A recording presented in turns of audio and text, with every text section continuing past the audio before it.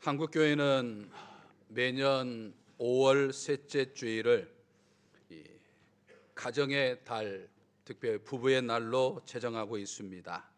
기독교회가 행복한 가정을 만들자라고 하는 표현을 넣고 이 부부의 중요성을 강조하고 있습니다. 특별히 5월 21일을 이 부부의 날로 정한 이유가 있습니다. 21에 2, 둘이를 의미하고 1은 하나를 의미하죠. 그래서 둘이 하나가 되는 이 부부의 원리를 담고 있다라고 하는 그런 의미입니다. 그래서 한국교회는 5월 첫째 주일은 어린이 주일로, 5월 둘째 주일은 어버이 주일로 지키지만 뜻 있는 교회는 이 5월 셋째 주일을 이제 부부의 주일로 그렇게 지키고 있습니다. 가정은 하나님이 우리 인간에게 주신 최초의 기관이요, 우리 인간 사이를 지탱해주고 있는 가장 기초적인 공동체입니다. 그래서 오늘날 사회학자들은 이 모든 사람들이 한탄할 정도로 이 세상이 타락하고 세상이 어려운 수많은 문제가 양상되는 것은 이 사회를 지탱해주고 있는 가정 공동체가 흔들리고 있기 때문이다, 이렇게 진단하고 있습니다. 오늘날 결손 가정도 참 많이 있고 정상적인 가정이라고 해도 가족 구성원 간에 큰 상처를 입고 살아가는 가정들이 많이 있는 것을 보게 됩니다. 이렇듯 가정 공동체가 흔들린 것은 무엇보다도 이 가정의 뼈대를 이루는 이 부부 관계가 흔들리고 있기 때문이라고 말합니다.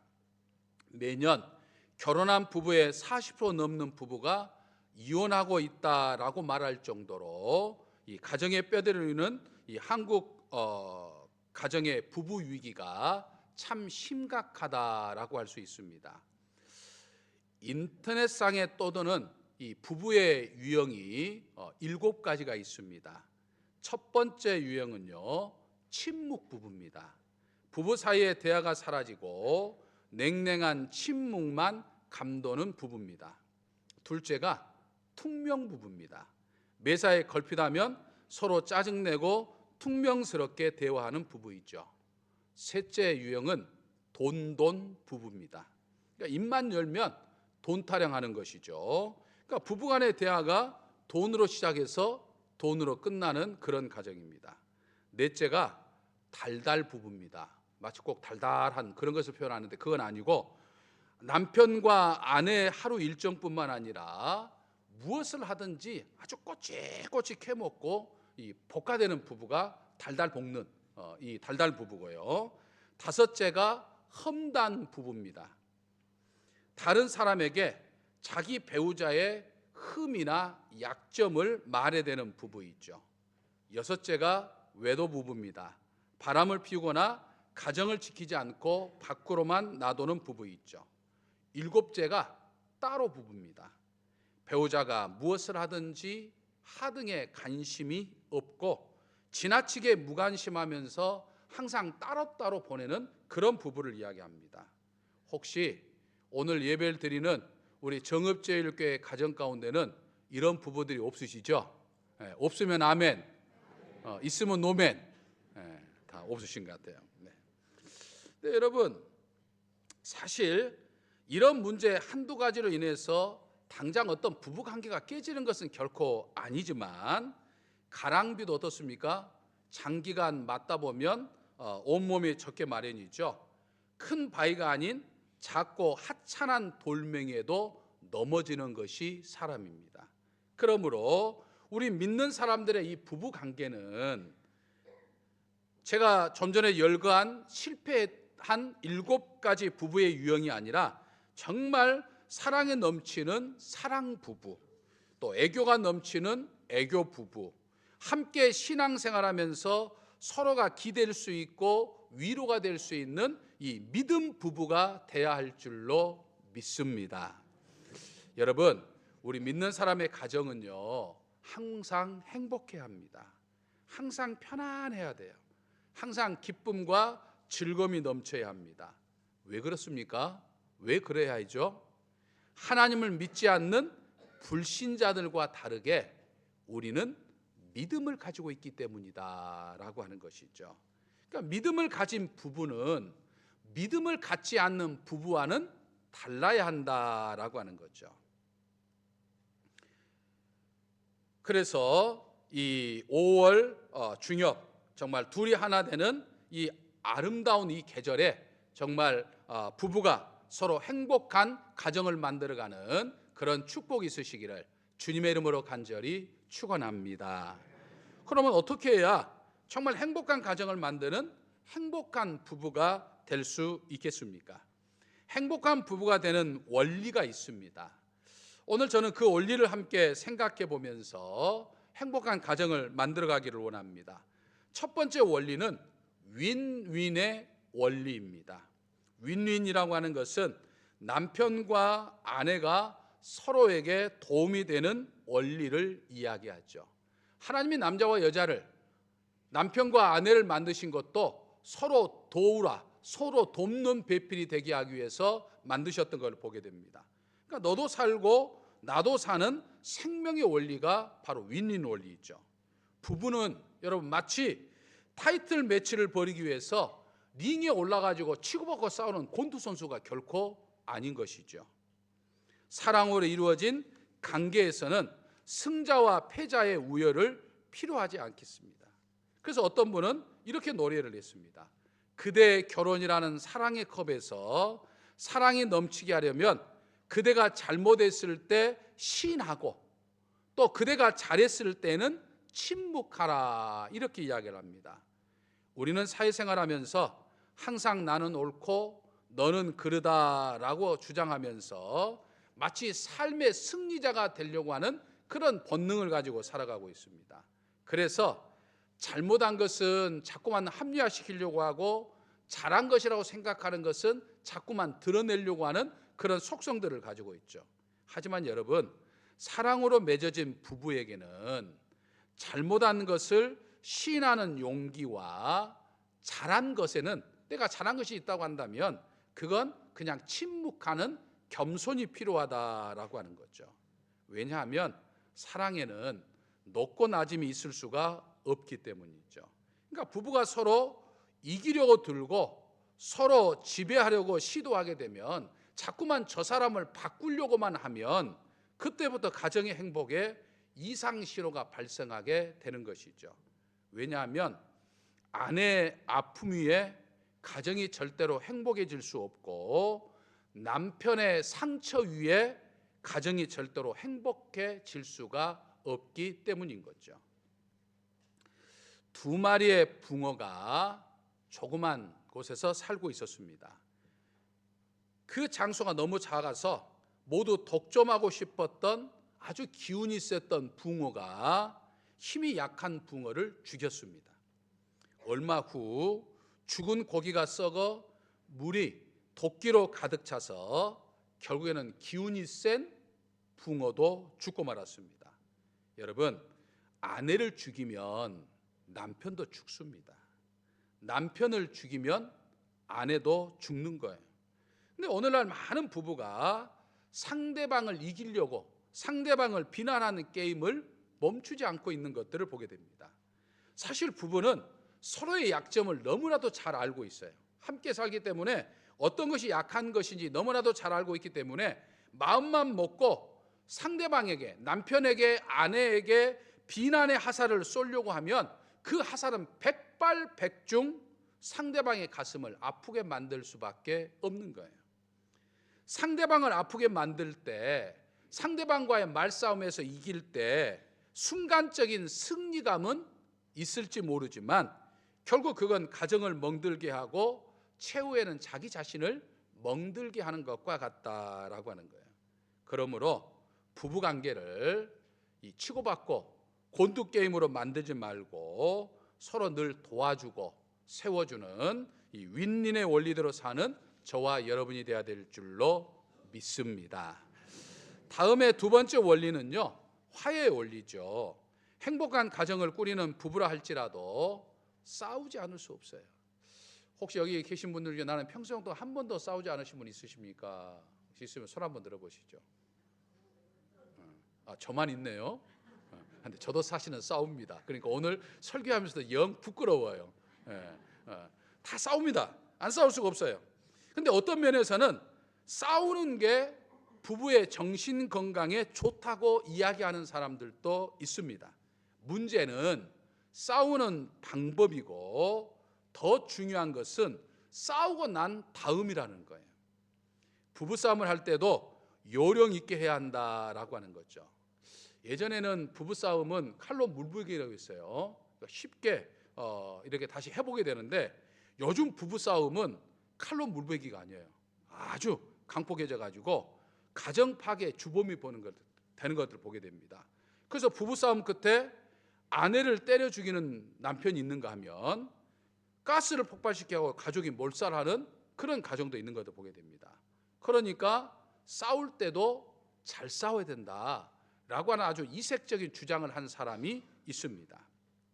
농협에 근무하는 이 조간일 박사라고 하는 분인데, 이분은 잘 싸우는 부부가 성공한다라고 하는 제목의 책을 썼는데, 부부싸움 자체는 반드시 나쁜 것만은 아니며 오히려 건전한 부부싸움은 어느 정도 필요하다, 이렇게 강조를 합니다. 그래서 미국과 유럽에서는 이제 이혼을 줄이고 부부관계를 원만히 하기 위해서 부부싸움의 요령을 가르쳐요. 싸울 때 어떻게 싸울 것인가 방법들을 가르쳐줘요. 그래서 이제 이 사랑의 기술이 필요한 것처럼 부부싸움에도 기술이 필요하다, 이렇게 그 조간일 박사는 이야기를 합니다. 그러면서 이야기할 때 부부싸움을 할 때 반드시 지켜야 할 5가지 법칙이 있다고 그래요. 그것이 1, 2, 3, 4, 5 법칙이라고 그럽니다. 자, 1은 뭘까요? 일단 싸워라. 일단 싸워라, 이거예요. 부부싸움을 피하기 어려운 상황이면 억지로 참고 피하기보다는 싸우는 게 낫다라고 하는 거예요. 단 싸우는 목적이 뭐냐, 지금 어떤 문제를 해결하기 위해서 싸우는 거잖아요. 그러니까 그 주제에 집중하라, 이 말이에요. 그러니까 어떤 주제 가지고 어떤 문제 가지고 싸우기 시작하면 그걸 집중해야 되는데, 이제 하다가 이제 말이 딸리면 이제 옛날 이야기가 나오죠. 뭐 예전에는 이렇고 예전에 저렇고 이렇쿵 저렇쿵 뭐 그러다가 이제 시부모 이야기 나오고 이제 처가 이야기 나오고 막, 아니 주제와 상관없는 이야기로 막 번져가 버리는 것들이다. 그러니까 주제에 맞춰서 싸워야 된다. 일단 싸우되 그 주제에 맞춰서만 싸워라라고 하는 것이고요. 그 다음에 두 번째가 뭐죠? 이성을 잃지 말아라. 싸우되 절대 이성을 잃지 말라고 합니다. 그러니까 부부싸움이란 그 원인을 보면 사실은 별것 아닌 것부터 싸우잖아요. 남과 북이 통일이 될 것이냐, 언제 통일이 될 것이냐, 이거가 싸우는 게 아니잖아요. 하찮은 것을 싸우는 게 시작한다는 거죠. 그래서 조금만 이성적으로 판단하면 사태가 악화될 이유가 없다라고 하는 것이고요. 3갈 말은 삼가하라라고 하는 거예요. 싸움 자체는 나중에 화해가 되지만 하지 말아야 할, 상대방에게 상처가 되는 말은 길이길이 상처가 되기 때문에 해서는 안 될 말은 하지 말아야 한다라고 하는 거예요. 그다음에 사과할 것은 사과하라 말합니다. 우리가 잘못을 인정하면 자존심이 상하고 체면이 깎인다고 생각을 하게 되는데, 그래서는 안 된다는 거죠. 부부간에는 사과도 잘해야 된다라고 하는 거예요. 또 한쪽에서 사과하면 다른 한쪽도 자기의 잘못을 인정할 수 있어야 된다라고 그렇게 이야기합니다. 자, 그다음에 뭐가 남았죠? 오래 끌지 말아라. 오래 끌지 말아라. 싸우고 난 뒤에 금방 웃어도 흉이 되지 않는 것이 부부라는 것이죠. 그러니까 오히려 냉전을 오래 끌면 끌수록 서로가 불편할 뿐이니까 곧바로 화해할 수 있어야 된다라고 그렇게 이야기를 합니다. 다시 한번 해볼까요? 1이 뭐라고요? 일단 싸워라. 2가요? 이성을 잃지 말아라. 3은 삼가할 말은 삼가해라. 4는 사과를 바로 해라. 5는 오래 끌지 말아라. 이 1, 2, 3, 4, 5 요령을 가지고 부부싸움을 해야 된다라고 이야기를 하는 거죠. 어떤 부부가 사소한 문제로 대판 싸웠습니다. 화가 난 남편이 가방을 싸가지고 집을 나갔어요. 문을 박차고 집을 나갔어요. 근데 얼마 지나가지 않아서 아니 가방을 싸간 남편이 다시 들어오네요. 그 모습을 본 아내가 아니 가방까지 싸서 나간 사람이 아니 다시 들어오기는 왜 다시 들어와? 라고 이야기를 한 거예요. 그러니까 남편이 가장 중요한 것을 놓치고 놔두고 와서, 그러니까 뭘 안 가지고 왔는데? 라고 물어보니까 바로 당신, 그러더라는 거예요. 결국 화를 냈던 아내도 남편의 말 한마디에 피식 웃고 말았다는 거죠. 부부가 남편과 아내라는 이름으로 만나서 가정을 이루고 살면서 싸우지 않을 수는 없지만 반드시 내가 먼저 화해를 청하는 이 화해 원리를 우리는 기억해서 가정 행복을 만들며 사는 저와 여러분이 되어야 될 줄로 믿습니다. 마지막 세 번째는요, 이해 원리입니다. 남자로서 남편과 여자로서 아내는 분명한 차이를 갖고 있다는 사실을 알고 배우자를 이해하고 인정하는 원리이죠. 그래서 박혜조 씨가 쓴 눈먼 채소는 최악을 낳는다라고 하는 글에서 보면 이런 내용이 있습니다. 소와 사자가 있었는데 소와 사자가 어느 날 만나서 정말 사랑하게 되었어요. 그래서 열심히 사랑하다가 이제는 사랑의 결실로 이제 둘이 결혼을 하게 됩니다. 근데 결혼하면서 소와 사자가 다짐을 했거든요. 우리가 서로 사랑하면서 서로를 위해서 최선을 다해서 살자라고 약속을 했습니다. 이제 굳은 약속을 하고 살아가는데, 그래서 이제 그 약속에 따라서 소는 최선을 다해서 맛있는 풀을 날마다 요리를 해가지고 사자에게 주었어요. 근데 고기를 좋아하는 사자는 풀이 싫었지만 사랑하니까 참았어요. 사자도 최선을 다해서 맛있는 살코기를 날마다 소에게 대접을 했습니다. 채식만 먹는 소는 고기 먹는 것이 너무 괴로웠지만 그래도 사랑하니까 참고 먹었어요. 근데 여러분, 참을성에는 결국 한계가 있죠. 그래서 결국 먹는 문제로 소와 사자가 크게 다퉜습니다. 그리고 결국에는 헤어지게 되었어요. 헤어지면서 뭐라고 말했을까요? 나는 최선을 다했어. 소는 사자에게 최선을 다했다고 이야기하고 사자는 소에게 나는 정말 최선을 다했어 너에게 라고 이야기를 했습니다. 그러니까 소와 사자는 각자 최선을 다했지만 자기식으로 최선을 다한 거예요. 자기 생각만 한 거예요. 상대방의 입장과 상대방의 처지를 전혀 생각하지 못했어요. 그러니까 내 이주로 생각하는 최선, 상대방을 이해하지 못하는 최선은 최선일수록 최악이 되고 만다라고 하는 것이죠. 오늘날 현대의 부부의 모습이 마치 소와 사자와 같은 모습이다라고 하는 거죠. 그러니까 상대방에 대한 배려나 상대방의 이해보다는 내 식의 사랑에 익숙해져 있어요. 내 방법대로만 사랑을 하는 거예요. 그러니까 소와 사자가 다르듯이 남자와 여자가 남편과 아내가 다르다는 것을 알아야 되는데 자꾸만 내가 원하는 방식대로만 한다라고 하는 거죠. 그래서 미국의 존 그레이 박사가 30년 동안 부부를 위해서 상담 센터를 운영하면서 쓴 책이 있잖아요. 아마 여러분 다 들어보셨을까요? 화성에서 온 남자, 금성에서 온 여자. 그는 그 책에서 남자와 여자는 그저 단순하게 생물학적인 차이뿐만 아니라 모든 면에서 분명한 차이를 가지고 있음에도 불구하고 서로 이 사실을 인식하지 못해서 자꾸만 충돌한다라고 하는 것이죠. 화성에서 온 남자와 금성에서 온 여자는 전혀 다른 환경에 자랐기 때문에 의사 전달하는 것이라든지 또 생각하고 느끼고 자각하고 반응하고 사랑하는 것 모든 것이 다 다르다 이야기죠. 다를 수밖에 없다라고 하는 것이죠. 오늘날 많은 젊은 사람들이 헤어지면서 뭐라고 이야기합니까? 성격 차이라고 이야기합니다. 당연하죠. 20년, 30년 넘게 살았으니까 성격이 같을 수가 없는 거죠. 근데 그걸 인정하지 않는 거예요. 그래서 다투게 된 거죠. 행복한 부부, 행복한 가정은 너와 내가 다르다라고 하는 데서부터 출발하게 되는 것을 보게 됩니다. 그러니까 행복한 부부는 서로를 이해해 주는 것이 굉장히 많아요. 치약은 아래에서부터 짜는 것이 아니라 가운데서부터 짜도 되는 것이구나. 이해해 줄 수 있어야 돼요. 국수는 육수 해가지고 먹어야 되는데 설탕물에 타서 먹을 수도 있는 거구나 라고 생각할 수 있는 거죠. 밥을 먹고 나서 양치질을 해야 되는데 밥 먹기 전에 양치질을 할 수도 있는구나 라고 생각할 수 있어야 됩니다. 그래야 행복한 가정을 만들어갈 수 있는 것이죠. 여러분, 가정은 누가 만들어 주셨습니까? 누가 만들어 주셨어요?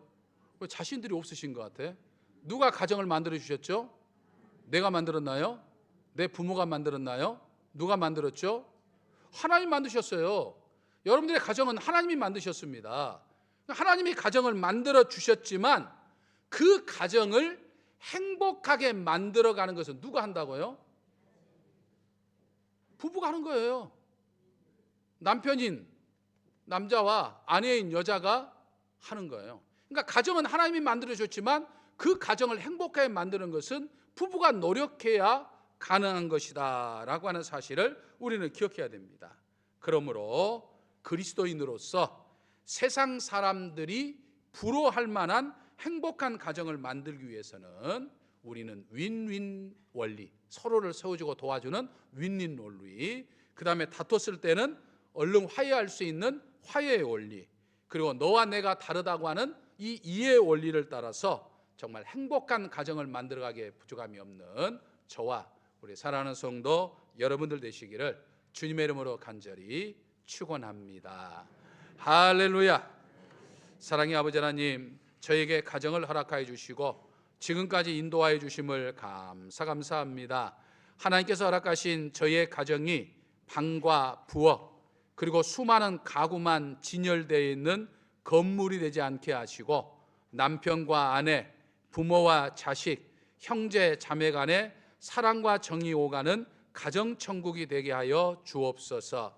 저희 가정이 가정 모두가 평안한 안식을 취할 수 있는 평화의 안식처가 되게 하시고 주님이 저희 가정의 주인 되심으로 믿음, 소망, 사랑의 연습장이 되게 하시고 주님의 향기를 드러내는 가정이 되게 하여 주옵소서.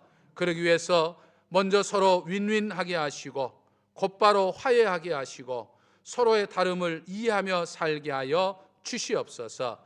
예수님의 이름으로 기도하옵나이다. 아멘.